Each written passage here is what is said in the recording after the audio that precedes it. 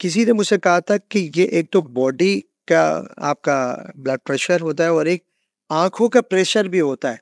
तो ये कोई आँखों का प्रेशर या ब्लड प्रेशर आँखों का डिफरेंट होता है या इसी में काउंट होता है? ठीक है, एक तो आंसू आंखों में होते हैं ना, उसको हम टीयर्स कहते हैं, जो आंसू बहते हैं। एक अंदर प्रेशर होता है, अंदर फ्लूइड होता है, ठीक है। बेसिकली जब रोशनी सामने से आती है तो आगे 5 बड़े बड़े मीडियाज हैं। तो आप तो मीडिया में हैं, आपको पता होगा कौन कौन से बड़े बड़े मीडिया हैं, नाम ले लेंगे आप। लेकिन यहाँ के जो आंखों के मीडिया हैं, कॉर्निया है, एक्वस ह्यूमर है जिसमें फ्लूइड होता है, फिर आगे लेंस है, फिर विट्रस है उसमें भी फ्लूइड होता है, और फिर रेटिना है।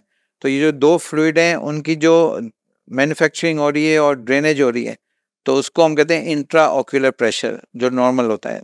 नॉर्मल जो है वो 20 तक नॉर्मल होता है, और 16 होता है, और ±5 degree standard deviation, 11 to 21 is normal.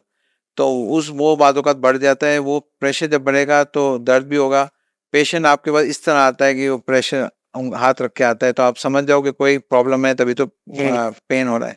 तो उसको आप असेस करो, तो ये आईओपी वो कहलाता है। इट डजंट मीन कि ब्लड प्रेशर मेरा तेज होगा तो आईओपी बढ़ेगा, वो ये एक उसका डिफरेंट अलग उसका डिफरेंट। एक मामला हाँ, अलग।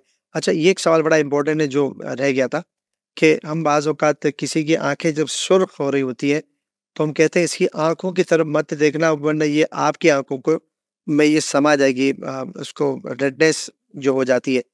तो आँख का आ जाना भी कहते हैं इसे, और बाद औक़ात आँखों के यहाँ पे थोड़ा-सा सूजन भी हो जाती है। तो क्या ऐसा मामला है कि आँख इससे न फैल जाती है, अगर मैंने किसी की आँख में देख लिया तो मेरी आँखों में वो हो जाएगा, ऐसा है कोई? देखिए वो कहते हैं ना कि कंटेजियस हैं, तो बेसिकली यूं फैलती नहीं है। अगर ऐसा होता तो हम दिन में 100 पेशेंट देखते हैं, तो आपको तो अगले दिन डॉक्टर साहब की तो आंखें सूजी हुई मिलेंगी, क्योंकि इतने पेशेंट वो देख रहे हैं, क्योंकि वो एक्सपोजर मिल रहा है। लेकिन बेसिकली क्या होता है कि मैंने अगर किसी की आंख का मुआयना किया, उसको टच किया, और उसके जो बैक्टीरिया वो हाथ पे थे, और फिर मैंने वही रब कर ली, तो वो ट्रांसमिशन हो जाती है। बाद औक़ात हम लोग हाथ मिला रहे होते हैं, हाथ नहीं धोते हैं, ठीक है, इस तरह की चीज़ें, तो वो ट्रांसमिशन इस तरह होती हैं।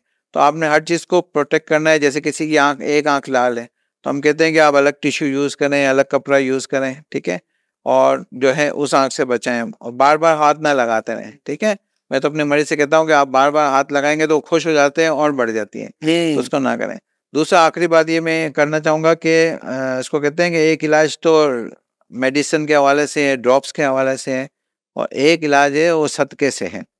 तो मेरे कई पेशेंट हैं जिनको मैं कहता हूँ कि आप सदका दिया करें, तो आप यकीन करो 10 में से 7 पेशेंट जो है बगैर सर्जरी के ठीक हो जाते हैं। अच्छा। क्योंकि वो सदका उस नीयत से करते हैं कि या अल्लाह इस बीमारी से शिफा हो, तो अल्लाह ताला शिफा। हाँ, बहुत सारे लोग तो हमारे पुराने असलाफ जो है, उनका तरीक़ा-कार को अपनी बीमारियों के, इसका मतलब ये नहीं कि आप हकीम के पास या डॉक्टर के पास ना जाएँ, लेकिन वो अपनी बीमारों का मिसाल देने के लिए कि अपनी बीमारियों का इलाज सदक़े से करते थे।